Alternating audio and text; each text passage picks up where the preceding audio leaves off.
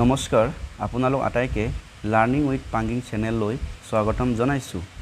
এই ভিডিঅ'ৰ জৰিয়তে ADRE 2.0 Assam police Assam TET টেটৰ লগতে অসমৰ বিভিন্ন প্ৰতিযোগিতামূলক পৰীক্ষাত গণিতৰ বিষয়ে অহা টপিকসমূহ আলোচনা আৰম্ভ কৰিব বিচাৰিছোঁ। অনুগ্ৰহ কৰি আপোনালোকে ভিডিঅ'টো মন দি চাব। যদি ভিডিঅ'টো ভাল লাগে তেন্তে লাইক এটা কৰি দিব। পাৰিলে চেনেলটো ছাবস্ক্ৰাইব কৰি দিব। আগলৈ আপোনালোকে এনে ধৰণৰ ভিডিঅ' পাই থাকিব। আহক আমি ভিডিঅ'টো আৰম্ভ কৰোঁ। প্ৰথমে আমি জানিম সংখ্যা প্ৰণালী। ঠিক আছে, আমি ইয়াতে সংখ্যা প্ৰণালী কি ইয়াৰ বিষয়ে লিখি থৈছোঁ, এবাৰ পঢ়ি লওঁ, তাৰপৰা আমি ভালকৈ বিষয়টো আলোচনা কৰিম। ঠিক আছে, সংখ্যা প্ৰণালী যাক আমি অসমীয়াত ক'ম, ইংৰাজীত ক'ম নাম্বাৰ ছিষ্টেম। সংখ্যা প্ৰণালী চাবা দেই। সংখ্যা প্ৰণালীক সংখ্যাৰে প্ৰকাশ কৰা হয়। সংখ্যাক অংকৰে ইংৰাজী ডিজিটেৰে প্ৰকাশ কৰা হয়। চাব দেই, আপোনালোকে সকলোৱে জানে সংখ্যানো কি। আমি জানো সংখ্যাক আমি কিহেৰে প্ৰকাশ কৰোঁ, অংক বুলি ক'লে কি হয়, আমাৰ অংক সাধাৰণতে আমাৰ কেইটা আছে, 10টা আছে। চাব দেই, 0, 1, 2, 3, 4, 5, 6, 7, 8 আৰু 9। চাব দেই, এই 10টা কিবা হয়, এই 10টা অংক হৈছে আমাৰ সংখ্যা। এই 10টা অংকৰ দ্বাৰা আমি কি কৰিব পাৰোঁ, সংখ্যা প্ৰকাশ কৰিব পাৰোঁ। ধৰি লোৱা এই 10টা অংক, এই যে 0, 1, 2, 3, 4, 5, 6, 7, 8, 9 পালোঁ নাই, এইবোৰ হৈছে আমাৰ গণিতৰ অংক। এই অংকৰ যোগেদি আমি সংখ্যা প্ৰকাশ কৰিব পাৰোঁ। ধৰি লোৱা আমি যদি ইয়াতে আমি দুটা অংক লওঁ, যেনিবা 4 আৰু 5, 4 আৰু 5টো যদি লওঁ, চাবচোন 4 আৰু 5টো এইটো কি, 4টো এটা অংক, 5টো এটা অংক, যাক আমি ইংৰাজী ডিজিট বুলি ক'ম। 4 এটা ডিজিট, 5 এটা ডিজিট। 4 আৰু 5 মিলি এটা কি হ'ব, সংখ্যা গঠন হয়। ঠিক আছে, গতিকে এই সংখ্যাটো কি হৈ যাব, 4 আৰু 5 মিলিলে কি হ'ব, 45, যাক আমি অসমীয়াত 45 বুলি কওঁ, হয়নে নহয়? তাৰমানে মই ক'ব বিচাৰিছোঁ যে আমি অংকৰ দ্বাৰা কি কৰিব পাৰোঁ, সংখ্যা গঠন কৰিব পাৰোঁ। এটা অংক হ'লে এটা সংখ্যা হয়, বা দুটা অংক হ'লেও এটা সংখ্যা বনিব পাৰে, বা তিনিটা হ'লেও এটা সংখ্যা বনিব পাৰে। ধৰি লওক এটা 5টো এটা ডিজিট হয় নে নহয়, গতিকে 5ও এটা কি হয়, সংখ্যা। ইয়াতে এটা অংক আছে, কিন্তু এটা সংখ্যা। ইয়াত এটা ছিংগুল ডিজিট হয়, এইটো হৈছে নাম্বাৰ। একেদৰে মই যদি তিনিটা সংখ্যা লওঁ, 7, 9, 6, গতিকে এই সংখ্যাটোত এইটো এটা নাম্বাৰ হয়, এইটো এটা সংখ্যা। এই সংখ্যাটোত আমাৰ অংক তিনিটা আছে, অংকবোৰ হৈছে 7, 9 আৰু 6, যাক আমি এটা পহিলা সংখ্যাটো আমি কি বুলি পঢ়িম, 796। নিশ্চয় বুজি পাইছে? তাৰমানে সংখ্যাক আমি অংকৰে প্ৰকাশ কৰোঁ। ঠিক আছে, আকৌ এই সংখ্যাবোৰক যেনিবা 15 বা 45 বা 7, এই সংখ্যাবোৰ আমি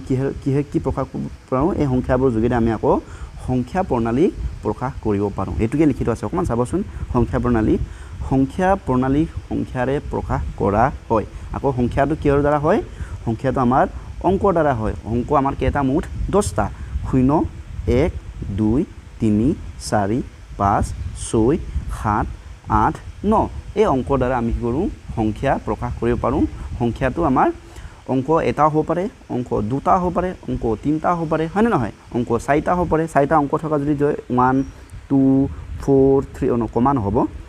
1, 2, 4, 3, এই সংখ্যাটোত কেইটা অংক আছে, তিনিটা আছে। কি আছে, 1, 2, 4, 3, 1243। গতিকে এই সংখ্যাটোত 4টা অংক আছে। গতিকে অংকৰে আমাক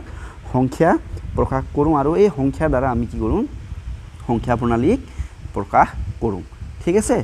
তো আমি বুজিলোঁ এতিয়া সংখ্যা কি আৰু সংখ্যা প্ৰণালী কি, নিশ্চয় বুজি পালোঁ। এতিয়া আমি জানিম সংখ্যা প্ৰণালীৰ প্ৰকাৰ। ঠিক আছে, সংখ্যা প্ৰণালীৰ মূলতঃ কেইবাটা প্ৰকাৰ আছে, তাৰ ভিতৰত যিবোৰ আমাৰ দৰকাৰী, অতিকৈ গুৰুত্বপূৰ্ণ, যিবোৰ বিষয় আমি পঢ়িবই লাগিব বা নপঢ়িলে নহয়, সেইবোৰ আজি আমি ইয়াতে আলোচনা কৰিম। প্ৰথম সংখ্যাটো হৈছে স্বাভাৱিক সংখ্যা, ইংৰাজীত নেচাৰেল নাম্বাৰ বুলি কোৱা হয়। নেক্সটটো হৈছে পূৰ্ণ সংখ্যা, ইংৰাজীত হোল নাম্বাৰ বুলি কয়। 3 নম্বৰ অখণ্ড সংখ্যা, ইংৰাজীত ইণ্টিজাৰ্ছ বুলি কয়। 4 নম্বৰটো হৈছে যুগ্ম সংখ্যা, ইভেন নাম্বাৰ। অযুগ্ম সংখ্যা, অড নাম্বাৰ। মৌলিক সংখ্যা, প্ৰাইম নাম্বাৰ। যৌগিক সংখ্যা, কম্পজিট নাম্বাৰ।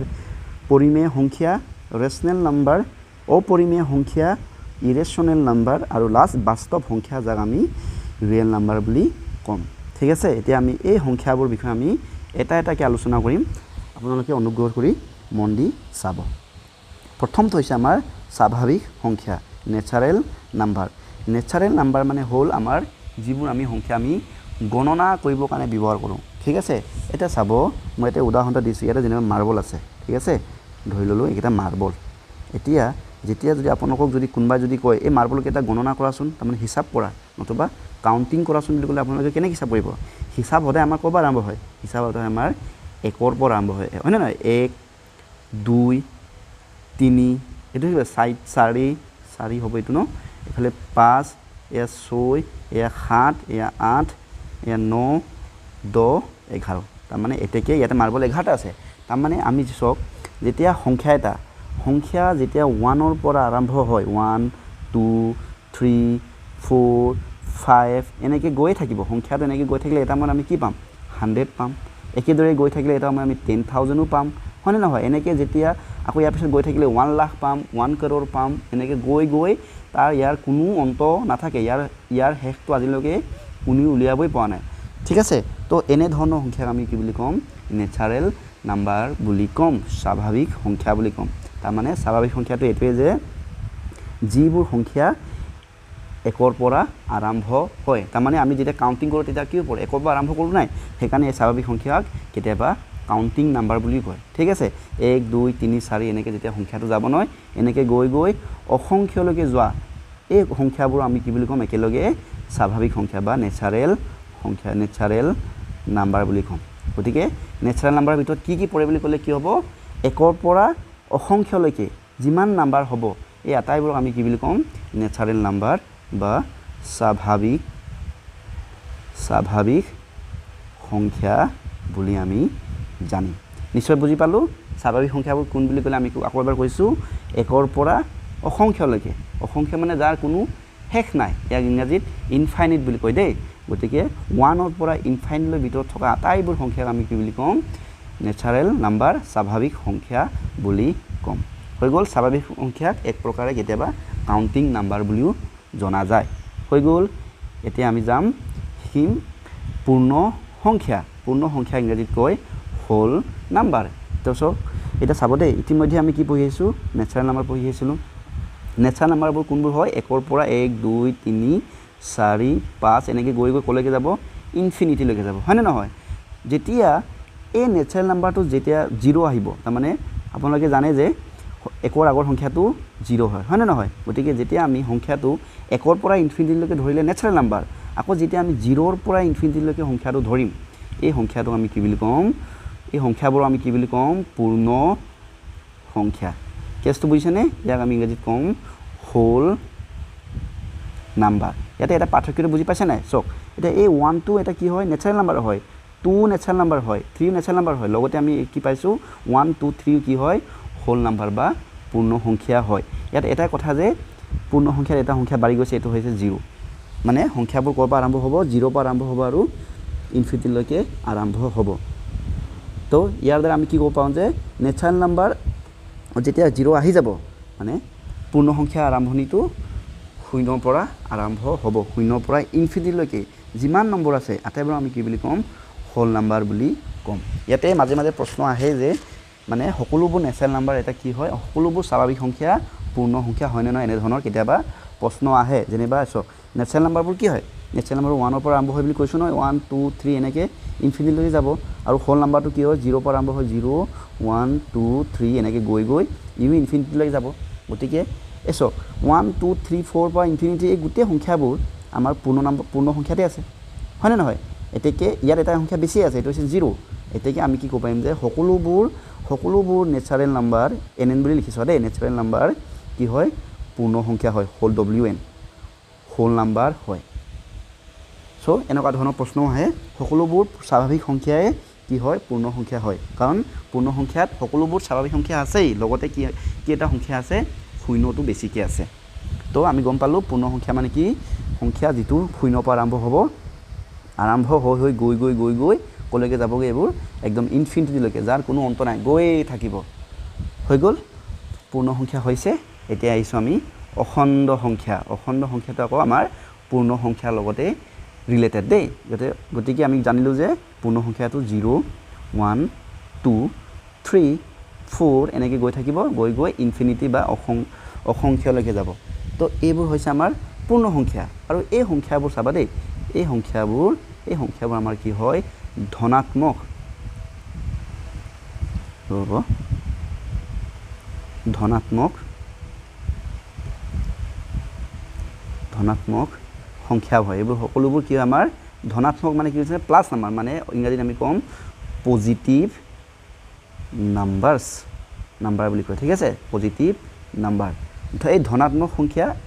এই গোটেই অখণ্ড মানে পূৰ্ণ সংখ্যাবোৰ কি হয় আমাৰ ধনাত্মক সংখ্যা হয় এই পূৰ্ণ সংখ্যাবোৰ ধনাত্মক সংখ্যাৰ লগতে ইয়াৰ আমি যেতিয়া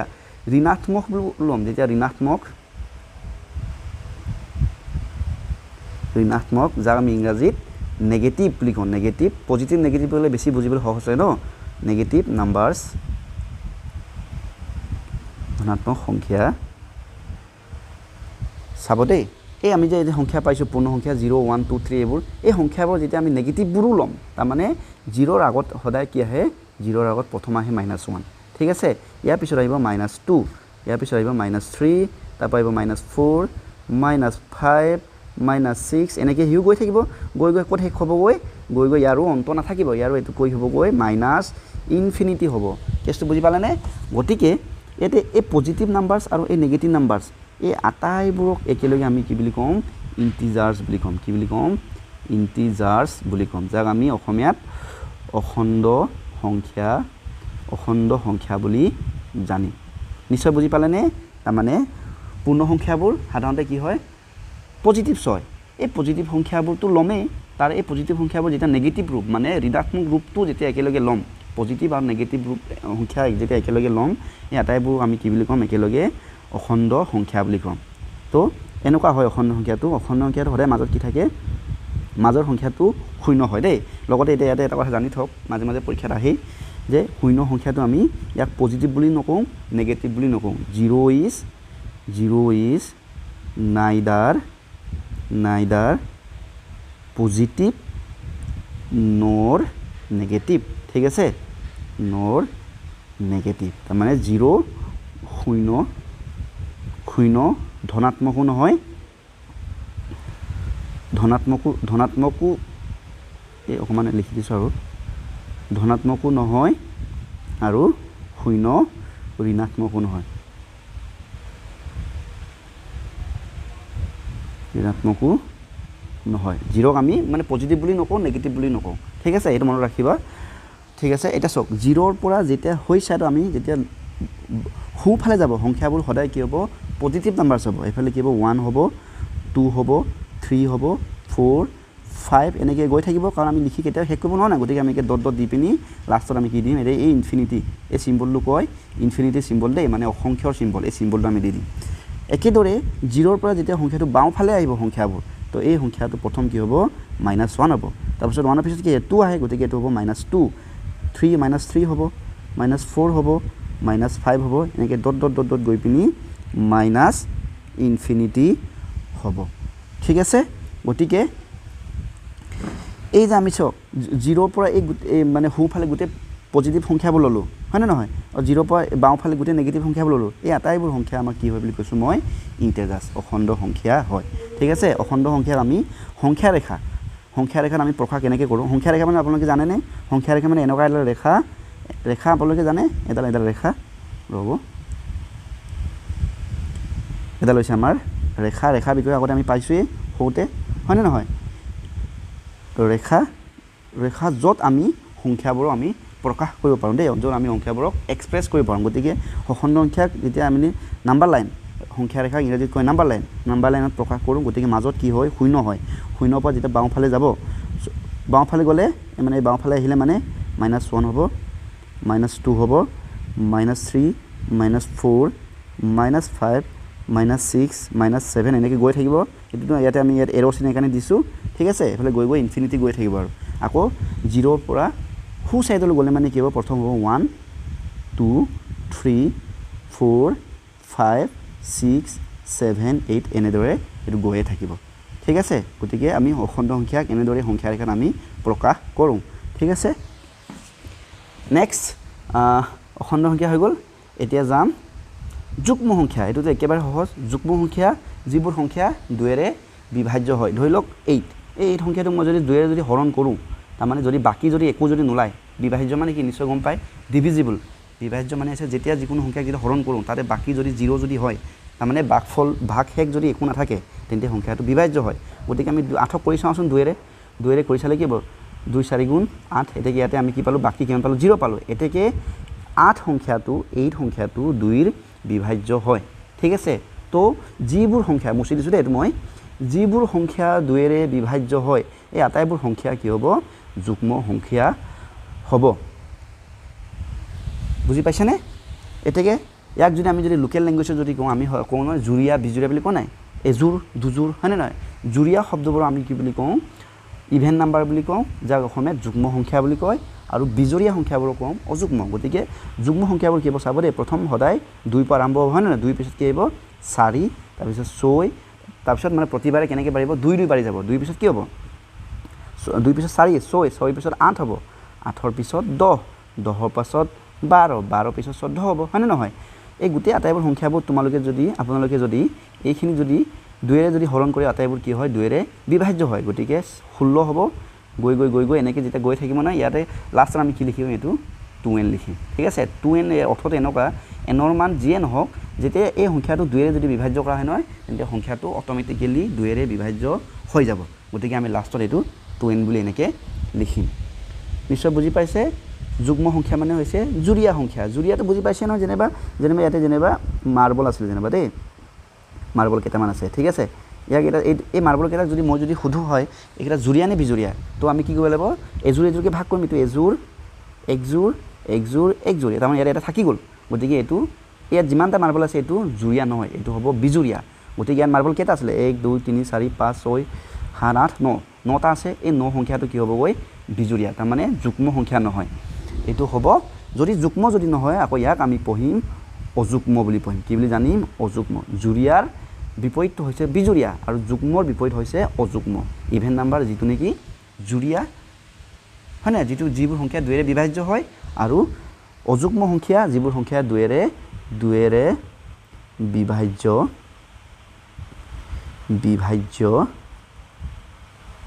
নহয় বিভাজ্য মানে তো ক'লোৱে নহয় যেতিয়া হৰণ কৰিম হৰণ কৰোঁতে বাকীটো শূন্য হ'ব লাগে যদি বিভাজ্য নহয় তেন্তে শূন্য নহয় ধৰি লোৱা এতিয়া ইয়াৰ উদাহৰণ কি হ'ব 1 হ'ব হয়নে নহয় বিজুৰিয়া 3 হ'ব 5 হ'ব তাৰপিছত কি হ'ব 7 হ'ব 9 হ'ব 11 13 15 এনেকৈ গৈ থাকিব ইয়াৰ পিছত লাষ্ট যেতিয়া আমি এইটো দেখাবৰ কাৰণে কি কৰিম 2n + 1 চ' এনৰ মান যিকোনো যদি সংখ্যা এনৰ মান যেনে তুমি যেনিবা 30 যদি 30 পূৰণ 2 কৰিলে কি হ'ব 60 হয় তাৰ লগত আকৌ 1 যোগ কৰিলে কি হয় 61 হয় আৰু 61টো সদায় কি হ'ব বিজুৰিয়া সংখ্যা হ'ব গতিকে আমি এক জেনেৰেলাইজ কৰি পিনে এনেকৈ লিখোঁ 2n + 1 ঠিক আছে গতিকে 1 3 5 7 9 11 13 15 এইবোৰ কি সংখ্যা হয় এইবোৰ হৈছে আমাৰ বিজুৰিয়া বা অযুগ্ম সংখ্যা ইংৰাজীত ইয়াক অড নাম্বাৰ বুলি ক'ম আহিছোঁ আমি নেক্সট এইটো হৈছে মৌলিক সংখ্যা ইংৰাজীত কয় প্ৰাইম নাম্বাৰ মৌলিক সংখ্যাৰ বিষয়ে আপোনালোকে নিশ্চয় জানেই চাগে মৌলিক সংখ্যা যিবোৰ সংখ্যাৰ অকল বিভাজ্য 1 আৰু নিজে সংখ্যা হয় এটা মই উদাহৰণ এটা দিছোঁ দেই এই উদাহৰণ দিছোঁ 4 আৰু 5 অকণ ভালকৈ চাবচোন 4 কিহেৰে বাৰ যায় মানে কিহেৰে বিভাজ্য হয় একেৰে বিভাজ্য হয় কাৰণ একেৰে যদি মই 4 কৰোঁ অকণমান চাব 1 4 গুণ 4 ইয়াতে 0 পালোঁ নাই এতেকে এক সংখ্যাটো কি হ'ব 4ৰে বিভাজ্য হয় ঠিক আছে একেদৰে মই যদি ইয়াৰ পিছত চাম 2ৰে চাম 2ৰে যদি মই 4 কৰোঁ 2 2 গুণ 4 গতিকে ইয়াতে কি পালোঁ 2টো 4ৰ বিভাজ্য হয় ইয়াৰ পিছত 3ৰে যদি কৰোঁ 4ক বাৰ নাযায় হয়নে নহয় তো 4ৰে যদি কৰোঁ 4 গুণ 4ৰে যদি 4 কৰোঁ 4 গুণ 4 গতিকে 4 সংখ্যাটো 4ৰ বিভাজ্য হয় এতিয়া 5ৰ ক্ষেত্ৰত চাব দেই 5ৰ প্ৰথমতে আমি 1ৰ পৰা আৰম্ভ কৰিম আৰু 1ৰে যদি কৰোঁ একেৰে 5ক 5 বাৰ 5 গুণ 5 গতিকে ইয়াত শূন্য পালোঁ নাই গতিকে এক সংখ্যাটো কি হয় 5ৰ বিভাজ্য হয় দ্বিতীয়তে 2ৰে যদি কৰোঁ 5ক আমি কৰিলে 2 2 গুণ 4 ইয়াতে বাকী থাকিলে 1 থাকিলে এতেকে বাকী শূন্য যদি নহয় তেন্তে সংখ্যাটো বিভাজ্য নহয় গতিকে 2ৰে বিভাজ্য নহয় হয়নে নহয় গতিকে 2টো আমি লিখিব নোৱাৰিম একেদৰে যদি 3ৰে যদি কৰোঁ 5ক যদি কৰোঁ 3 গুণ 3 2 বাকী থাকিলে গতিকে ইয়াত বাকীটো 2 থাকিলে নহ'ব বাকী শূন্য থাকিলে বিভাজ্য হয় গতিকে ইয়াত 2 হৈ গ'ল গতিকে 3ও 5ৰ বিভাজ্য নহয় একেদৰে যদি 4ৰে যদি 5ক যদি কৰোঁ 4 গুণ 4 1 বাকী থাকিলে এয়াও নহ'ব লাষ্ট যদি 5ৰে যদি কৰোঁ 5ৰে 5ক একবাৰ হয়নে নহয় তো 0 পালে ইয়াতে তাৰ মানে 5 সংখ্যাটো 5ৰ বিভাজ্য হয় এতিয়া ভালকে চাব ইয়াতে 4 আৰু 5 টো চাব দেই এই 5 টোৰ বিভাজ্য সংখ্যা আমি কি পালো 1 আৰু 5 টো নিজে হয় নে নহয় মানে যেতিয়া যিকোনো সংখ্যাৰ বিভাজ্য হোৱা সংখ্যা 1 আৰু এই নিজে সংখ্যাটো হয় তেনে ধৰণৰ সংখ্যাক আমি কি বুলি কম মৌলিক সংখ্যা বুলি কম ঠিক আছে মৌলিক সংখ্যা ইয়াৰ অন্য এটা উদাহৰণ যেনেবা 7 এৰো বিভাজ্য হোৱা সংখ্যা 1 আৰু অকল 7 নিজে আছে একেদৰে 11কো বিভাজ্য হোৱা সংখ্যা 1 আৰু 11 নিজে হয় বাৰু অন্য একো সংখ্যা নাই 11 তকৈ এনেকুৱা সৰু সংখ্যা একোৱে নাই যিটো নেকি 11ক 1 আৰু 11 বাদে বেলেগ সংখ্যাই বিভাজ্য কৰে নেক্সট উদাহৰণ 13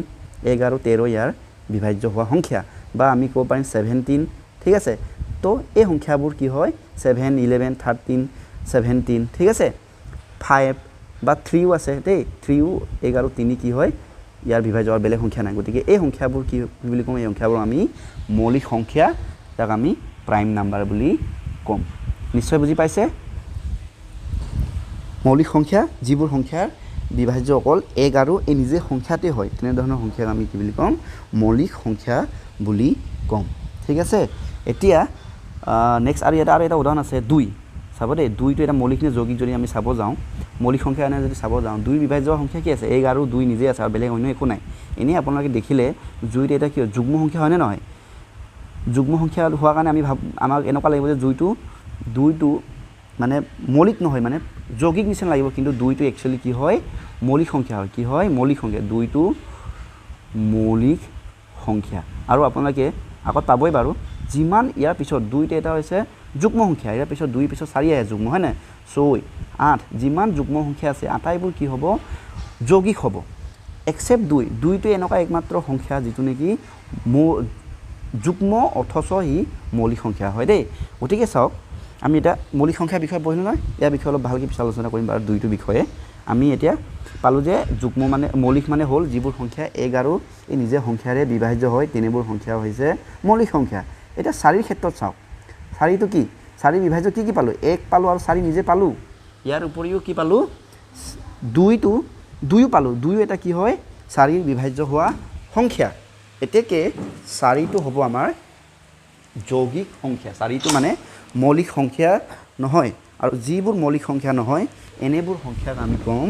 যৌগিক সংখ্যা নেক্সট আমাৰ পঢ়িবলগীয়া বিষয়টো হৈছে যৌগিক সংখ্যা ঠিক আছে ইংৰাজীত ইংৰাজীত আছে এইটো লিখোঁ আৰু ইয়াত লিখা আছে কম্পোজিট নাম্বাৰ কোৱেশ্চন হয় যিবোৰ সংখ্যা মৌলিক নহয় এইবোৰ হৈছে যৌগিক যেনে ওপৰত উদাহৰণ এটা লৈছিল নহয় 4ৰ বিভাজ্য হোৱা সংখ্যা কি আছে 1 আছে 2 আছে 4 আছে ইয়াতে চাব 1 টো 4 বিভাজ্য 4 বিভাজ্য লগতে ইয়াৰ উপৰিও আমি কি পালো অন্য এটা সংখ্যা পালো এইটো হৈছে 2 গতিকে 4 টো এটা কি হ'ব যৌগিক সংখ্যা অন্য উদাহৰণ 6 যদি উদাহৰণ লওঁ 6 যিকোনো সংখ্যাক চাব দেই যিকোনো সংখ্যাক একেৰে বিভাজ্য হয় সেইটো একদম আমি আগতে পাই আছো মানে 1ৰ লগত এই সংখ্যাটো পূৰণ কৰিলে এই সংখ্যাটোকে আমি পাম হয় না গতিকে 1 টো সবৰে বিভাজ্য হয় গতিকে 1 টো হ'ব আৰু 6 টো নিজে হ'বই তো ইয়াৰ উপৰি এটো কি আছে 2 আছে আৰু কি আছে 3 আছে কাৰণ 2 3 গুণ 6 3 2 গুণ 6 তাৰ মানে 3 আৰু 2 টো কি হয় 6ৰ বিভাজ্য হোৱা সংখ্যা এতেকে 6 এটা কি হ'ব যৌগিক বা কম্পোজিট নাম্বাৰ হ'ব তো নেক্সট 9 টো এটা কি হয় 9 8 এইবোৰ কি হ'ব এইবোৰ একোটা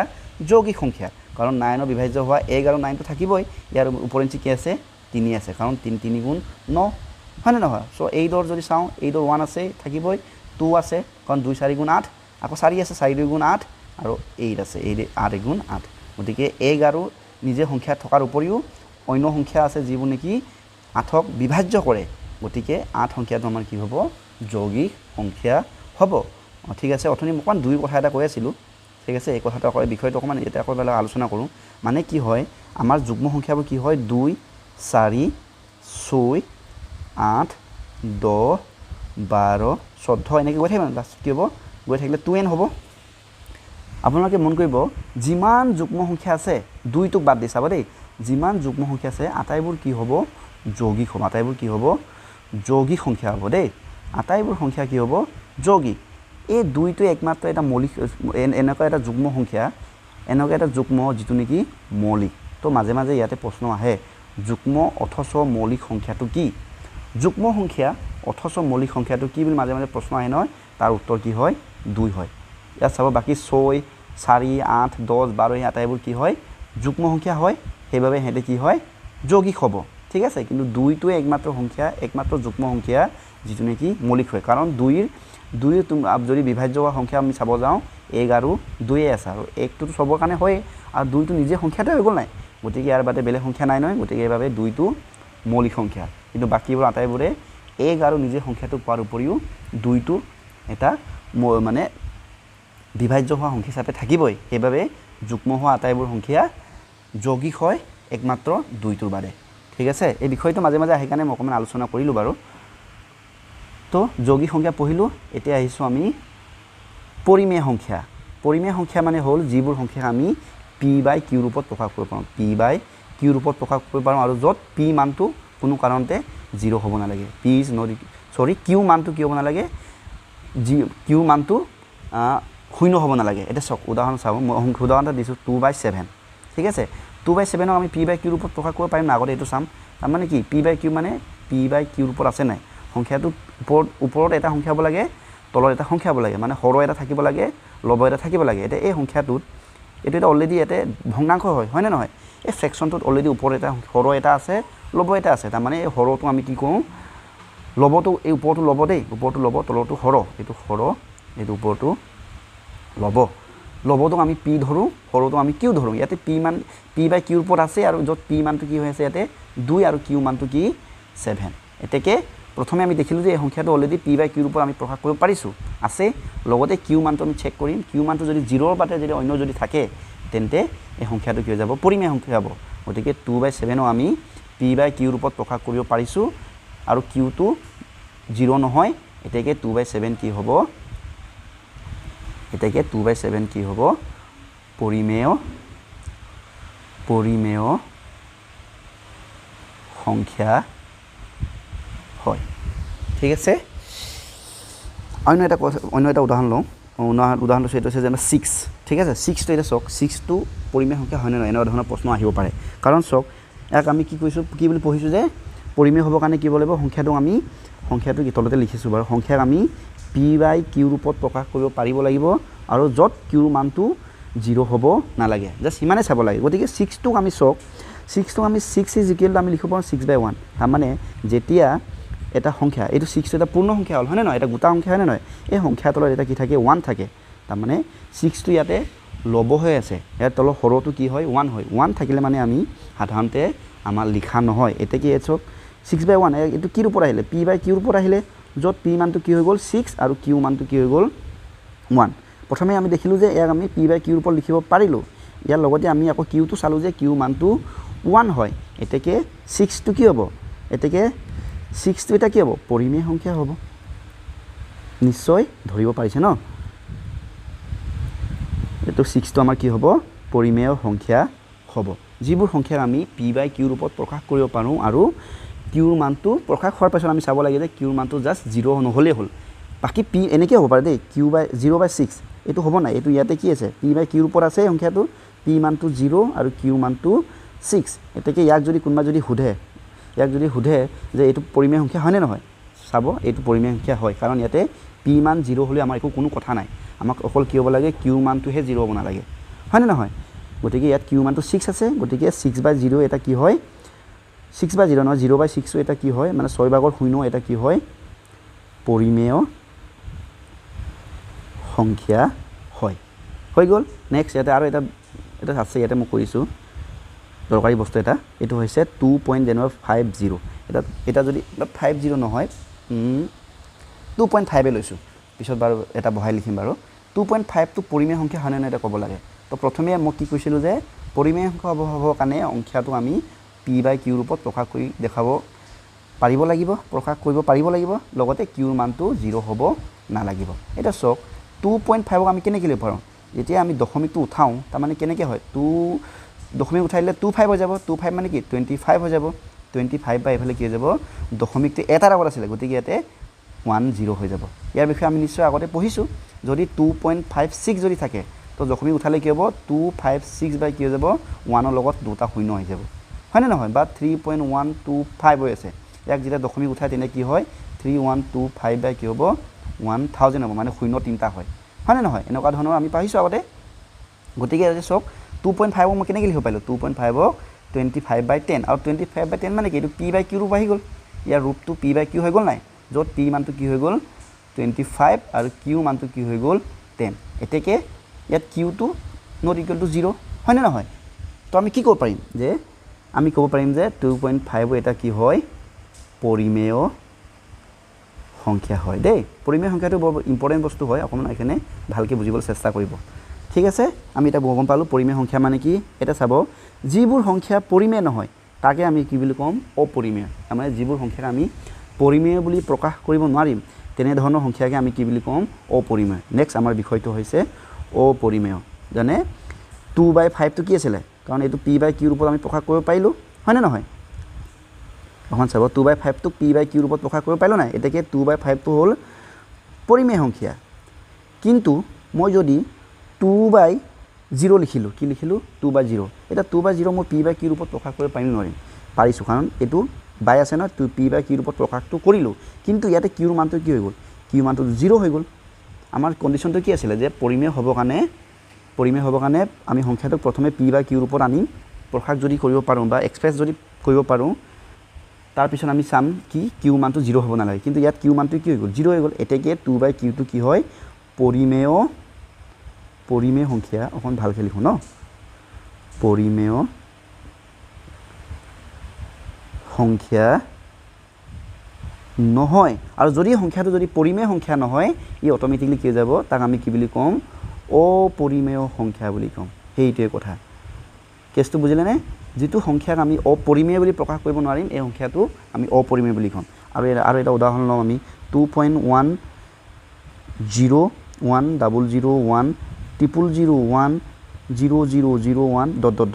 এটা চাব এই সংখ্যাটো এটা পৰিমেয় নে অপৰিমেয় বুলি যদি কোনোবা যদি সোধে বা যদি প্ৰশ্নটো যদি কৰা হয় পৰিমেয় সংখ্যা নে অপৰিমেয় সংখ্যা ঠিক আছে তো এনেকুৱা যদি হয় তেন্তে সদায় চাব ইয়াতে চাব এই সংখ্যাটো আমি কেনেদৰে p বাই q ৰূপত প্ৰকাশ কৰিম ইয়াতে কি হ'ব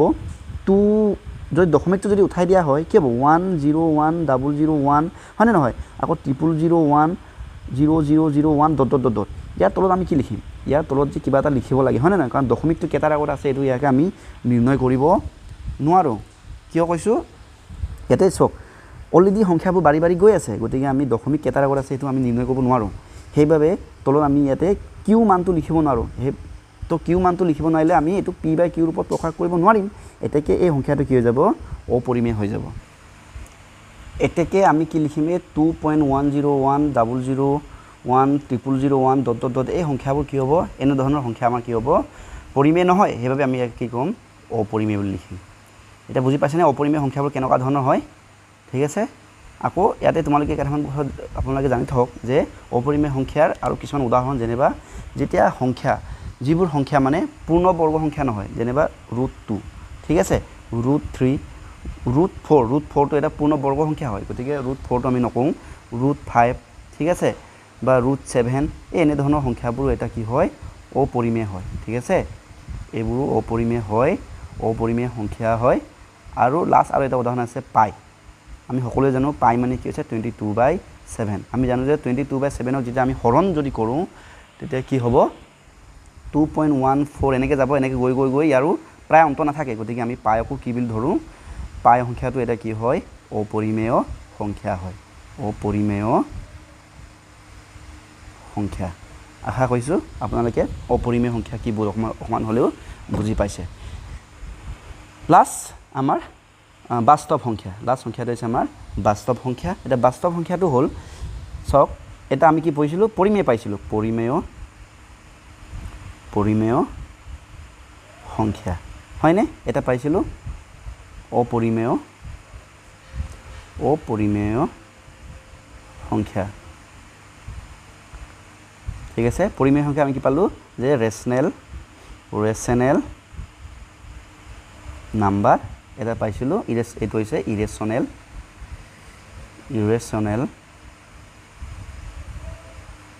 নাম্বাৰ এটা আছে পৰিমেয় সংখ্যাবোৰ কি আছিলে 1 বা যেনিবা 2 আছিলে বা 2.5 আছিলে একেদৰে 7 আছিলে হয়নে নহয় আৰু অপৰিমেয়বোৰ কেনেকুৱা ধৰণৰ উদাহৰণ পাইছিলোঁ যেনিবা 2/0 হয়নে নহয় বা 2.1010010001 হয়নে নহয় ইয়াৰ পিছত আমি পাইছিলোঁ যেনিবা ৰুট 2 হয়নে নহয় বা বৰ্গমূল 2 এনেকুৱা ধৰণৰ সংখ্যাবোৰ আছিলে অপৰিমেয় সংখ্যা আমি এইমাত্ৰ পাই আহিছোঁ এটা চাব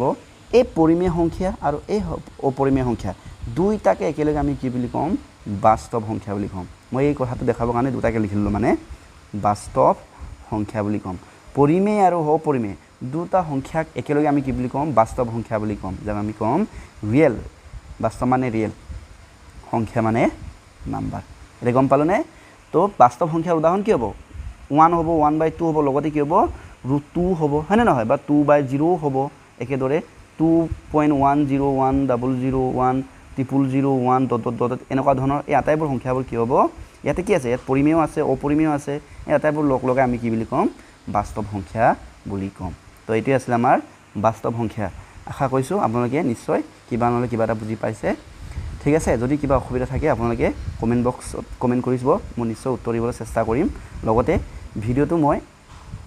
যে কেনেকুৱা লাগিলে অকণমান জনাব আমি মানে আমাৰ এই চেনেলত সাধাৰণতে আমি ক্লাছত